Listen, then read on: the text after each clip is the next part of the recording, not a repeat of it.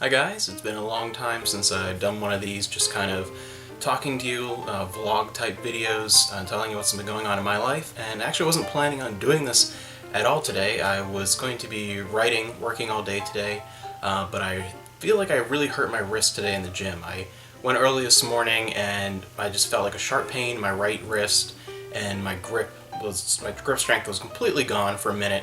I was able to get what I was doing down and fine, and just kind of shook it off, but I decided probably don't want to stress it today.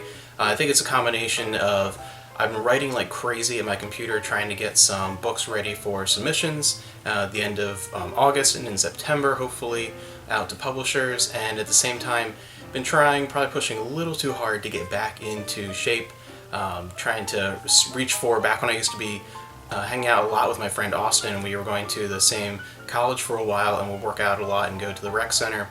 And I was heavily into bodybuilding then, went from a track and field cross-country guy to weightlifting, and got to the point where I was around 230 and still running, a sub 6-minute mile, and now I've gone down to maybe around 210, I think I was this morning, and I'd be lucky if I can hit a 7-minute mile, so it's a huge difference. And I think just the combination of pressure on my wrists a lot from heavy weightlifting, and the combination of writing for hours and hours and hours and not really taking breaks when I should have. I think I didn't want to avoid hurting my wrist for real. I think I just have stressed it a little bit too much and haven't really done any actual damage yet, so I'm just going to kind of do non-wrist related things today. Insert your masturbation joke there.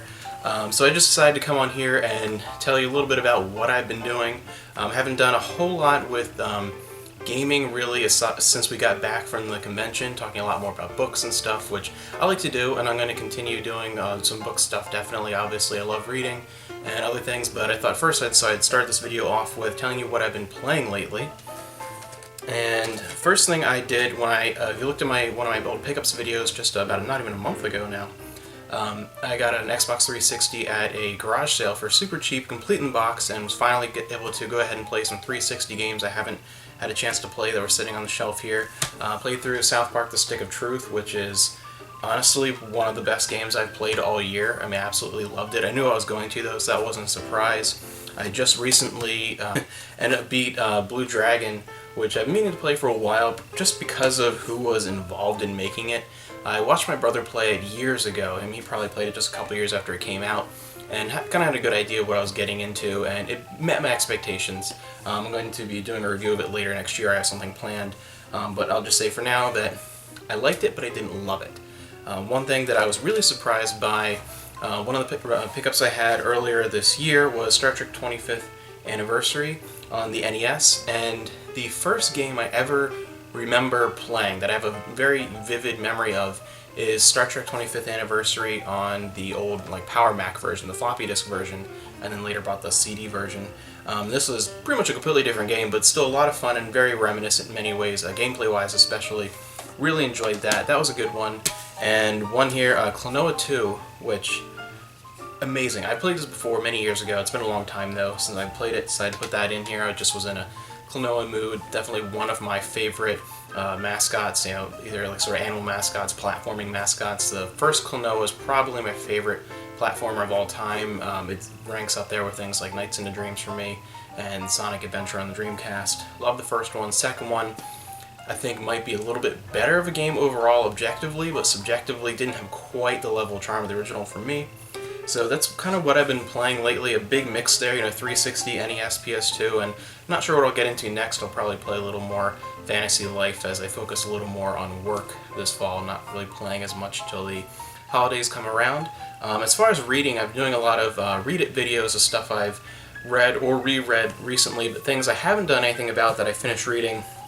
I finished reading a duology that my wife read by Alison Goodman, Eon and Iona, which is the story of a 16-year-old girl masquerading as a boy to try and become the next Dragoneye, and she becomes the Dragoneye, the almost avatar in a way of the Lost Mirror Dragon, and it's really interesting.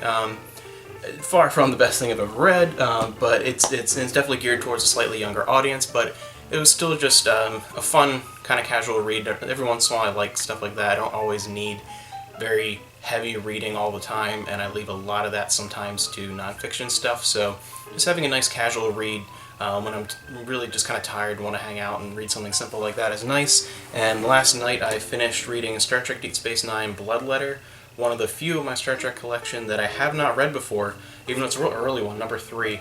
And this was a lot of fun because I haven't done a whole lot as far as Deep Space Nine involving the first and second season in quite a few years now. I have gone and rewatched a lot of Deep Space Nine lately, but more later seasons, and a lot of the books I've read actually take place after the end of the series. So in the past couple of years I haven't read a whole lot during that beginning stage of the series, and it was nice kind of going back to that and seeing more of the distrust and more of the problematic relationships in the first season between the characters, between the Federation, the Bajorans, and the Cardassians, just the interesting political situation there, and just the almost general animosity and just distrust between a lot of people was very, very interesting, and added a lot of depth to those early seasons that were, I think, overlooked many times. People focus just on the Dominion War era and the arc in between when war first gets on in Way of the Warrior, and I do like that better, and I think the series definitely got better as it went along, but every once in a while I like to go back to those early seasons. It just has a very different feel to me. So that's what I've been reading recently, and probably the coolest pickup, though, related to that, because it's a book at Goodwill we found in the bargain room. I forget if it was 25 cents or 50 cents, but I found a really old imprint of Dorothy and the Wizard in Oz. This is an early 60s print that, at first, it's weird because when we looked it up, and it is really confusing apparently, the only copyright in this one is 1908, but it has information about the later books in the series, so it can't be in 1908, and it took a little bit of research to figure out that it was from the early 60s, because the cover art in general style is different background rather than like yellow or blue as the white, but otherwise it's very similar to the original printing. So pretty interesting though, and this is the earliest printing that we have for The Wizard of Oz. So any book in the Oz series, actually, most of the ones we have are a little bit later, as I grew up with it in the late 80s, early 90s. As far as what I've been watching a little bit of reruns of Undercover Boss with my wife, a little bit, not a whole lot, but the main thing I've been reading is Goodwill pickup for, I think it was less than $1, this pack of 50 classic movies, which, you look at it and you're like, alright, this is just going to be a lot of public domain crap, and it is mostly public domain crap, or stuff that it's just super cheap to be able to get the rights to, but thankfully there are actually a few good movies on here. I've not watched all 50 yet. I've maybe made it halfway through the whole thing, and picking randomly, not going in order because of the way it's structured. But there are a couple good ones. There's some William Powell in here and David Nevin. So some pretty interesting ones. My Man Godfrey, a couple good movies there. So far the odds are definitely against it. It is more of a one good movie for every 5 or 6 horrendous movies, but overall it's not a bad list, and it is some movies that I probably would never have seen before without something like this. So for maybe $1, I like this kind of stuff. And there's actually even 2 Peter Sellers movies in here, one of which was fantastic. I had never seen before, always heard about it, but The Smallest Show on Earth, and I actually really like that. That is the best thing I've seen so far on this movie. It is such, I think, like a little hidden gem. It's an older picture that I don't think is really talked about a whole lot. At least I haven't been able to find too much activity as far as people discussing the film, but I think it's a bit of a hidden gem. I really, really enjoyed it. Peter Sellers is my favorite actor of all time, so that was a great find. So I was glad to grab something like this. I like seeing sometimes these odd curiosities. Even the bad movies are kind of fun every once in a while. The huge problem I have with it is it's all over the place. They're not grouped in any manner. You'll have pictures anywhere from the early 30s up until, I think the last one was 85 or 86, and you could have a film, 4 on a disc, one from the 30s, one from the 50s, and then like 2 from the 80s. Another film is all 30s, and then one from the 70s, and it's all over the place, and there are a bunch of different actors that are in a lot of them. Not grouped by actor, not grouped by decade, not grouped by theme or anything. It's completely random, and that's kind of why I've been jumping around the discs instead of starting with disc 1. So a little ridiculous. It wouldn't take that much effort if you're going to print them all here on like 10 discs, so you could have some semblance of order, but I guess whatever. So not a bad little collection there. That's pretty much what's been up with me. What I've been reading and watching and writing, and hopefully, thankfully, maybe I'll type in my left wrist today.